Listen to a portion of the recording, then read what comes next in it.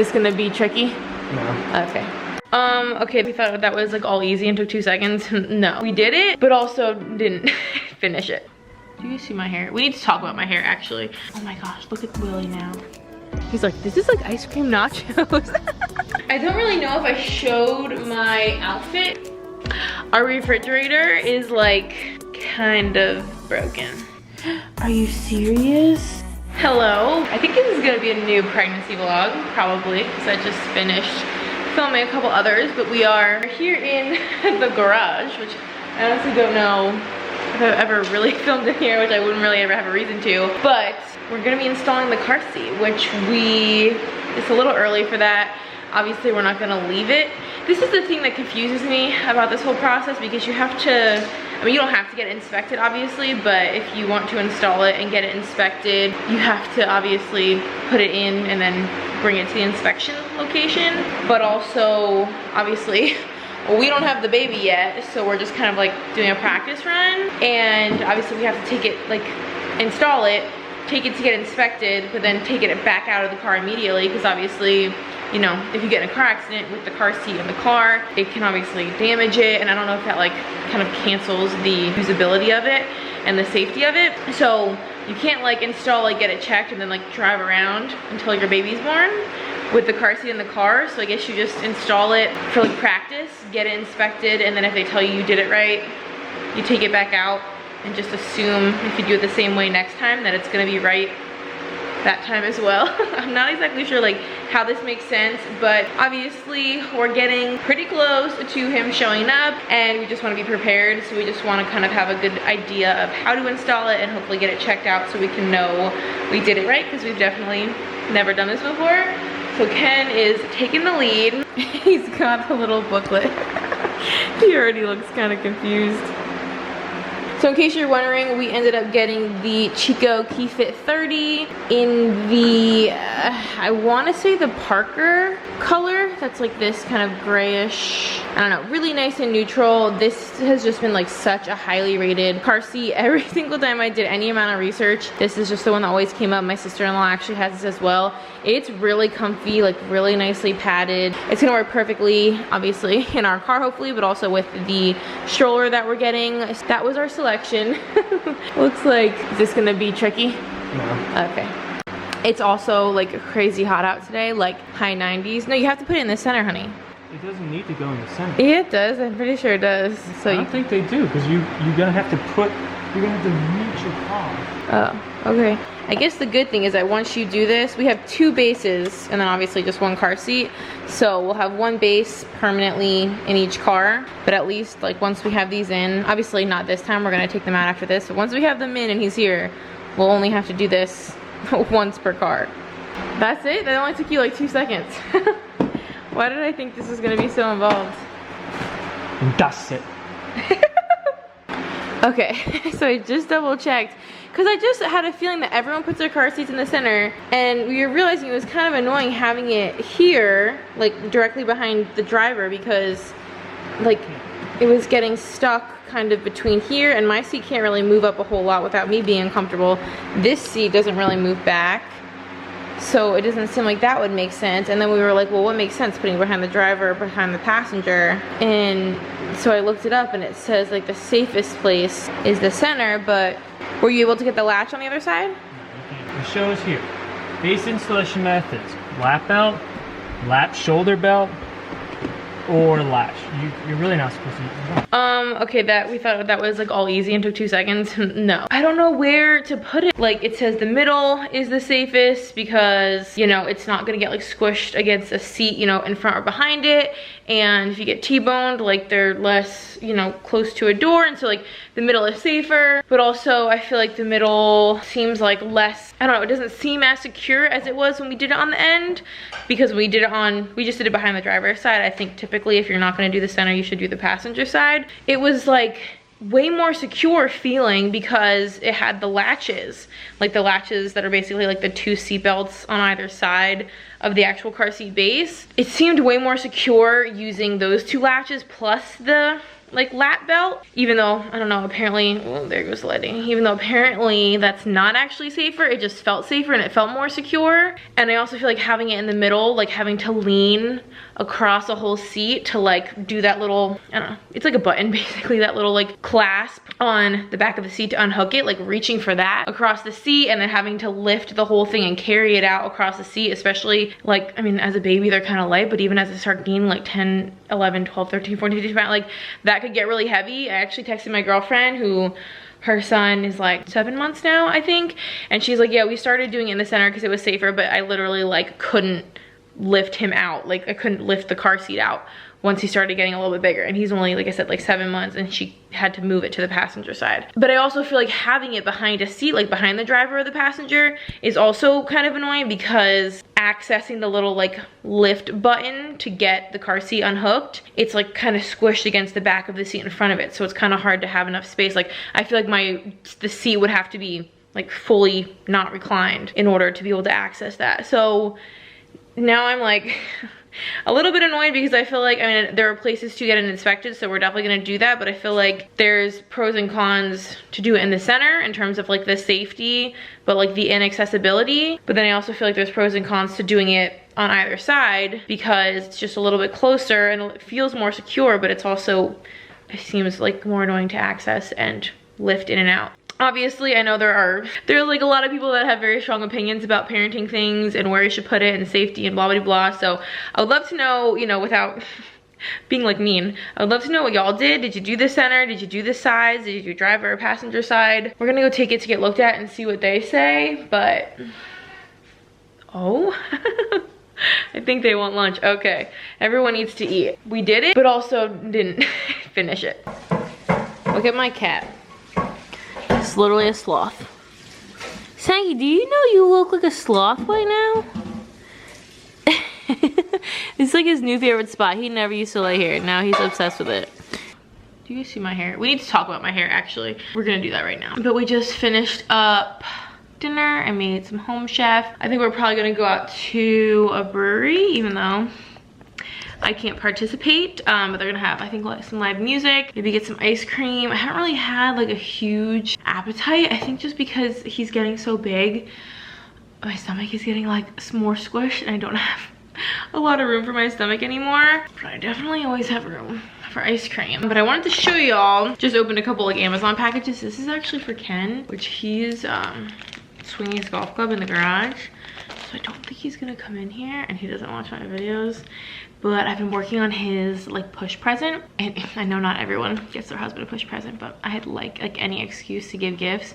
So I've been just kind of like getting random things here and there, and I thought this was so funny. So it's a little like flip coin. I don't know if you'll, yeah, you can kind of see it there, otherwise you're gonna have a reflection. But it's his daddy's turn, and then they all say mummy instead of mommy. I think this is like a, I don't know, European kind of thing, like UK or something. But it's called a new parent's decision coin. It says flip for your fate. I thought this was kind of funny. Like obviously if you're trying to decide like, I guess whose turn it is to do a diaper or whatever. So I thought that would be kind of more just like kind of a gimmicky gift, but I thought that was cute.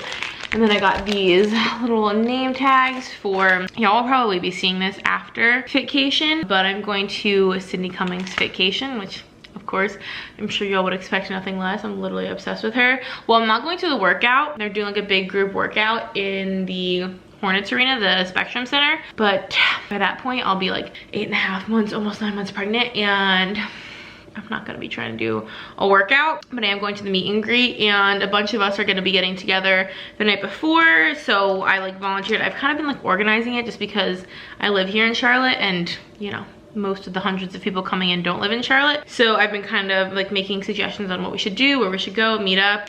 So I offered to get the little like name tags so that we can all hopefully try to remember each other's names and stuff like that. And I thought these were actually cute. They're not just like the really basic plain ones that you see. They have like kind of a cute font, and I wanted to get the multicolored ones, but like they weren't in stock, so I just got the black. So, and then I just got this in, and actually this was sent to us, but this is available on Amazon, and I actually think this is such a cool thing. It comes a package, this is like the little sleeve, but it comes in this, and it's a wireless like doorbell kit, which first of all, It's crazy, crazy, crazy affordable. I honestly would have thought something like this would be super expensive. This is like $26 on Amazon. So I will have this linked down below for y'all. This is so cool. It's really simple and sleek the way that it comes. And it actually has 2 doorbells in it, which I think is so cool. They both look like this. So you can put one for your back door, one for your front door, or like your garage or anything like that. Like if you have kind of multiple entrances to your house, you can have 2 doorbells and you can give them both different rings. Like you can do a bunch of different tones. I think it said there was like over 50 different like chimes and tones you could do. And it's obviously, you know, they're waterproof and everything. They're meant to be outside. And this is the like little sound portion. And like how easy is that? You literally just have to plug it in. And it comes with like all the different equipment you're gonna need, and you can adjust the volume, and like there's a whole bunch of different settings and stuff like that. So I thought this was really, really cool. I just think it's like really sleek and nice looking, and it looks like it's super easy to install. Obviously we haven't hooked it up yet, we literally just got it, but it looks like it's really simple. I don't know, I like the whole very simple, just like black with the green. I love the aesthetic of it. So, and I was so surprised how affordable this was. And it also has like a 3-year battery life, which is also crazy. So like these are not something that you're gonna have to ever really worry about. Like there's no maintenance really. So anyway, I thought that was just so neat and so sleek, and I wanted to share it with y'all because I feel like this is something that you'd probably assume is gonna be a little bit more expensive, but it's really not. And the reviews on Amazon are so good, and like there's a ton of reviews, like a ton, like thousands of reviews. Anyway, I'm super excited. Everything says that these are like super easy to set up, like really great quality. I'm already kind of impressed just by like what I'm learning about them, and now that I've seen it in person, it just seems really high quality, but at a crazy affordable price. And it is on Prime, so you can just get it like, you know, 2-day shipping and all that. So anyway, I will link this down below for y'all. And on a completely separate note, when you talk about my hair, because I don't think I've talked about this in a vlog or any videos lately, and it's been like this is gonna sound so stupid because obviously like there's a lot of bigger things going on in my life right now, like having a baby in a couple weeks, but I am like on a mission to figure out how to get my hair to hold a curl. It literally does not hold a curl. I think I have a picture from this morning. I literally woke up and the first thing I did was like prep my hair and curl it, and do y'all see this now? Like it looks like I just woke up. It does not look like I spent half an hour curling it. I'm so frustrated. I've done a lot of research. Like I've spent a lot of time honestly trying to figure this out because it's very frustrating. I feel like there's so many people that just can curl their hair and it looks really good. And not only does it last for like a couple hours, it lasts for like a couple days. Mine doesn't even last a couple of hours. And I know there's like a bajillion reasons why that could be.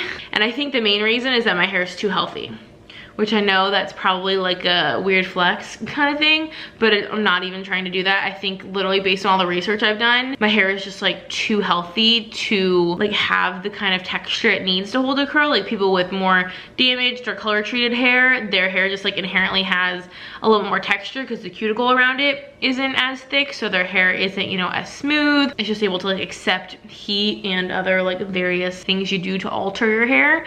It's a little more susceptible to that, whereas my cuticle, because this is my virgin hair, like this is, I don't dye my hair, I don't do anything to it. This is like completely natural hair, and I really don't put heat on it hardly ever, except when I'm trying to curl it, which is infrequently. So my cuticle is just very thick and very strong, which I guess just makes it, you know, harder to penetrate essentially. So I've looked up so many things aside from obviously like going and bleaching my hair and damaging it, which could be a solution. I'm not gonna do that, but I've looked up so many different like techniques, like kind of more like a recipe, like how hot my curling iron needs to be, what size the barrel needs to be, how thick of a piece of hair, how long to hold it. Like I've messed around with and researched like what that combination needs to look like. And then products, I know products are a big thing, and you know, either skipping conditioner or putting mousse in your hair while it's wet, or kind of giving it texture. Like this hair was crimpy, I like slept on braids because I saw a video saying, you know, if your hair has a little more texture to it, it will hold a curl better. So the texture, you know, from the braid can help it, using like kind of a thermal spray with some hold to it, putting hairspray on before you spray it and after you spray it, clipping it up, you know, after you like take the curl off, like pinning it to your head, curling from the top rather than the bottom. Like, I mean, I have notes on notes on notes, and I'm still like doing a lot of trial and error. I might even make like a whole video about this because it's like my life mission right now. I'm being dramatic, it's really not. Like I said, I'm prepping for a baby to arrive in this house, but kind of as like a side thing, it's like my mission right now to figure out how I can get my hair to hold the curl, because I would love to be able to curl it and at least get it to last a day, but preferably like a couple days. And I feel like I used to be able to do that, But, and I think part of it is I'm trying to use wands with like clamps, like barrels with a clamp versus just a curling wand.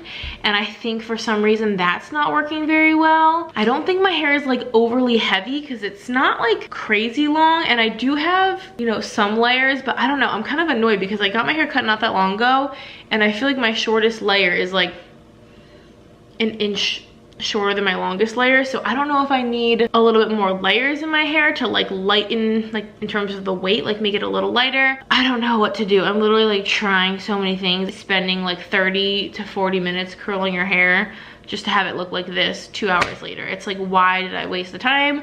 And then I just go around looking like this, and it's like, what were you, like, what is this? It's not curled, it's not straight, it's just, I don't even know. The one thing I will say though is I didn't condition last time, and then I did put mousse in it while it was still wet, like brushed it through. Obviously it dried with the mousse in it, so it had like a little more grit and texture. And then I braided it, had my hair kind of crimpy for like 2 days. This is like 3rd day hair, so also like the fact that it's a little dirtier I thought would help. But I do feel like putting the mousse in my hair after I showered, it did make my hair like really nice and kind of like thicker, and just, I don't know, it has a little bit more oomph to it. It's not just so flat and straight. That could be just kind of like something to do kind of no matter how I'm styling it, just because I do like how it has a little bit of grit to it, almost, not in a like bad way, but it just feels a little thicker and like I can work with it. I got the new T3, one of their curling irons, which I had never tried before, and it was on a really good sale, so I was excited to buy it. Oh my gosh, look at Willie now. Do y'all see that? Why is he so cute? So anyway, I've been rambling about this for too long, but basically my battery's dying. If you have any like tips or tricks for either techniques, tools, products, like just anything that helps you keep a curl in your hair for any length of time, honestly, I could really use like any of the tips and tricks I can get. I would really, really appreciate it. Leave those in the comments because I need help. Give me all your tips and tricks if you have any. I would so appreciate it. All right, we got a lot of options here. This is gonna be hard to choose. Okay, so I got like a banana pie and then the cookie butter. Oh my gosh, this fly, it's on me. And then Ken got the cookie butter too. He literally like stole my idea. Plus he got the chocolate, and then he got, it's like a double chocolate with Heath bar or something, or Butterfinger. And then he got a waffle bowl, which I've never seen before, but I'm gonna have some of it, I hope you know. Ken's like breaking off some of the cone. He's like, this is like ice cream nachos. All right, is that a yes? Yes. All right, well, I need to get changed. We went to a brewery, but they literally didn't have like any seats. It was like packed, which it was like 8-ish, 8 o'clock-ish when we got there. And typically we wouldn't like roll up to something like quite that late. So I think we were just too late, like we were behind the crowd. But my old coworker actually works there, which I kind of thought he did, but I wasn't 100% sure. We walked in, he was right there at the bar. So we like caught up for a second, but then obviously Ken and I didn't end up staying because it was so crowded and there was like almost nowhere to sit. The only places to sit were inside, like super far from the music, which isn't like really what we went for. So we're gonna have to go back maybe like next Friday, or next time they have, is today Friday? Today's definitely Saturday, right? Yeah, maybe next Saturday. Also, something I don't think that I mentioned yet in this vlog, it's kind of a big problem. Our refrigerator is like kind of broken. Not like broken, like you can hear it probably, it's on and it like, you know, it's lit up and stuff, but it's like not working. We realized it, today's Saturday, so I think Thursday, there was a lot of warning signs and we were just so dumb. I'm sorry this is just like a real chatty vlog. I'm just like catching all up on what's going on. But there was a lot of warning signs that we just didn't pick up on. Like Ken got his water out of the fridge in the morning and was like, noticed it didn't feel super cold. And then he got his ice pack. He like noticed it wasn't like super frozen, but then he thought like maybe the door had just been kind of ajar throughout the night or something. But I went to get ice. I was like just putting it in my hand to put it in my coffee cup so the coffee wouldn't splash everywhere. And just like a puddle of water shot into my hand. And then came ice. As if like the ice that was like waiting to come next had melted. And it literally was, how I imagine it works, like when your water breaks, like it was just like a big spurt of water in my hand. So again, I didn't really think much of that. I was like, that's kind of weird. And then like slowly we realized like, okay, nothing in there is the right temperature. Like, I'm pretty sure right now the freezer and the fridge are the same temperature. I think they're in like the 40s last time we checked. And so it's been like that for like 2 days, and we tried to like kind of troubleshoot it. Ken was back there behind the fridge, like he like pulled it out and like cleaned the coils and like tried to see if that would work. He unplugged it and replugged it in, and then finally we just called LG and they're sending a tech out. But of course this happens on like a Friday. What happened Thursday, we finally like realized what was going on Thursday night, so we called first thing on Friday when they opened, and they couldn't send someone the same day. They said the soonest they can do was Monday. Like, things like this just always happen to us at the end of a week where we have to wait a whole weekend. Like, this couldn't happen on a Monday or Tuesday where we could get a tech like the next day. It's always a weekend for some reason with us. So like, it's cold, but it's definitely not freezing, and it's definitely not even as cold as we would normally have the fridge. So like, I think the food's gonna be fine for the most part. Obviously we'll have to like, we're trying to not open it, so just keep it as cold as possible. We'll have to kind of investigate like the status of all the food when we get it fixed. But, and I don't even know, the guy's gonna come out on Monday. I don't know if he's gonna be able to fix it like when he's here. Is he gonna need like a part? Is he gonna need to do something? Is he gonna even be able to figure out what's wrong with it? I don't know.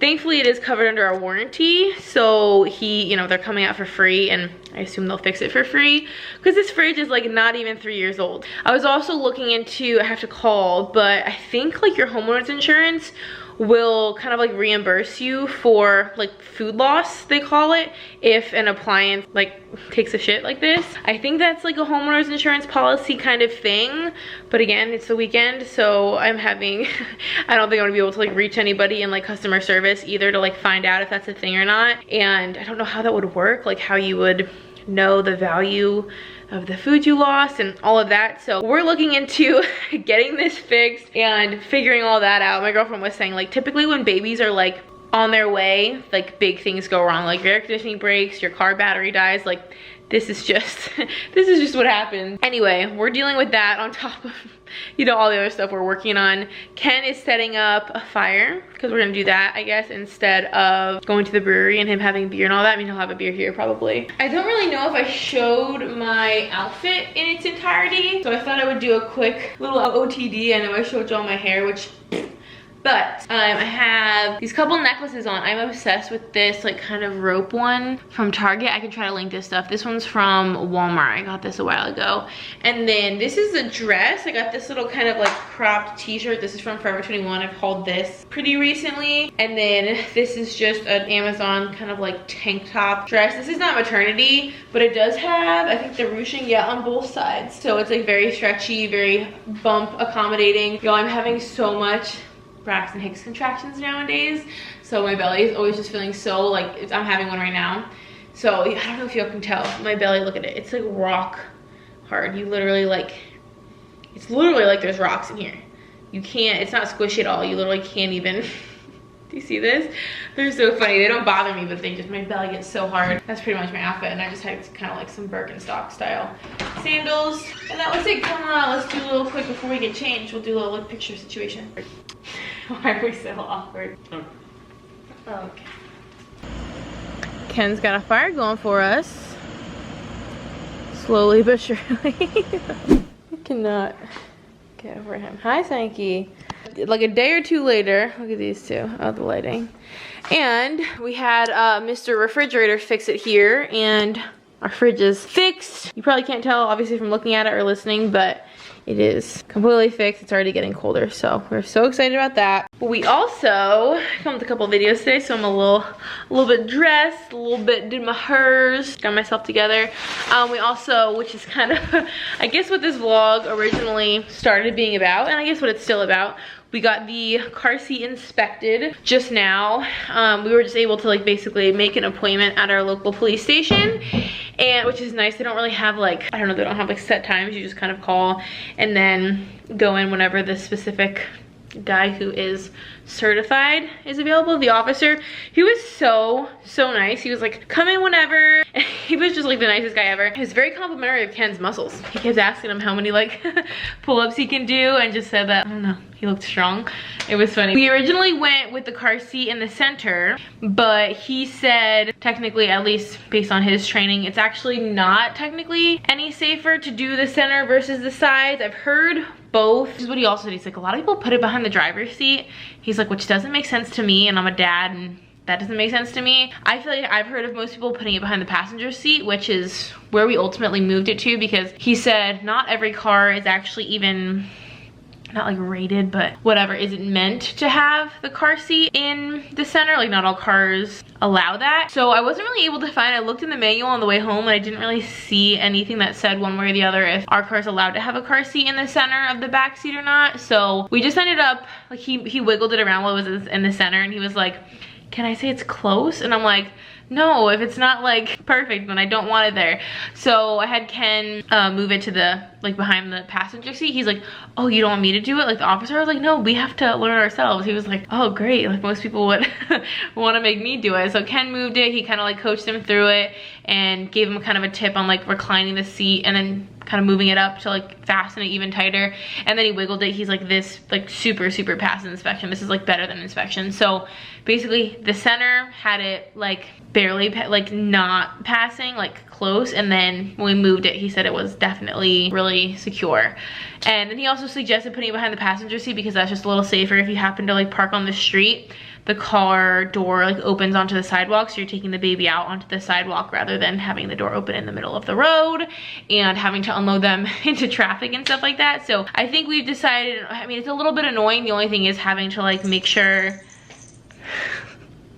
can you see him? No, there he goes. The only thing is that's annoying is that you have to make sure the seat in front of it, like the passenger seat, isn't too reclined and isn't too far back. Oh, I'm having a contraction right now. I think I showed you all this before, but like my belly gets just rock solid when I'm having a contraction. Yeah, that's the only thing, is making sure the seat in front of it is like moved up enough that we can, you know, actually access it and unlatch it and stuff. So ultimately I think we're gonna do the passenger seat behind the passenger seat. I think that seems to be what's safest. We use the latches rather than the seat belt. He said to just do one or the other, to not do both, which I would have thought doing both would have been safer, but he said that's not really how they test them. And then he gave us some tips and tricks on like how to strap the baby in and how to adjust the car seat, you know, like moving the straps up and down and tightening them, which I had no idea how to do that. I think we're still gonna rely on like the nurses and the people at the hospital when we are leaving to like help put him in the car seat before we exit the room and carry him down to the car, just to make sure like we know how to strap him in, do the harness, tighten it, loosen it, it's the right height and all of that. So I guess that will conclude this vlog more or less. I'm gonna show y'all we just picked up some dinner because today was so crazy. The fridge repair guy came early and then he had to leave and get like his torch refueled, and then he came back and then he was here for an hour and then we had to immediately leave to go to this appointment. My parents are coming over in like an hour, so I was like, I'm not gonna have time to make dinner. Plus the refrigerator situation, I don't even know what we're gonna have to throw away and what we're gonna be able to save from, you know, things like defrosting and stuff like that. We didn't have a ton in the fridge, but we had stuff in the freezer. A lot of it, some of it's like no big deal. It's just like bread and stuff like that that can defrost and it's not a big deal, and like pie crust and things like that. But obviously the meats and cheeses and stuff like that, I'm gonna have to take inventory, probably rearrange a bunch of it. We actually ended up taking a bunch of stuff out of the freezer, moving it to our chest freezer in the garage. We have some stuff in a cooler actually right here in the hallway, trying to like salvage it. Let me show you what we got for dinner. So we got some buffalo wings, and then how crazy does this look? This is called the breakfast burger, but it's not just like bacon and egg like you would think. It obviously has cheese and bacon and egg, but then also has hash brown and hollandaise sauce. Are you serious? So I'm pretty much so excited. I mean, we were not gonna have time with this hectic day to cook dinner, and I don't even know what food in this house is edible right now, so this is gonna have to work. Go get it, Nago. She loves this thing. Nago! Sankey, not you. Don't exclude Sankey. Sankey, you don't. Let's look at her.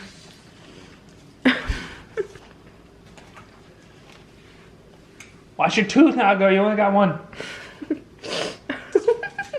Look at her crouched down like that. Oh my.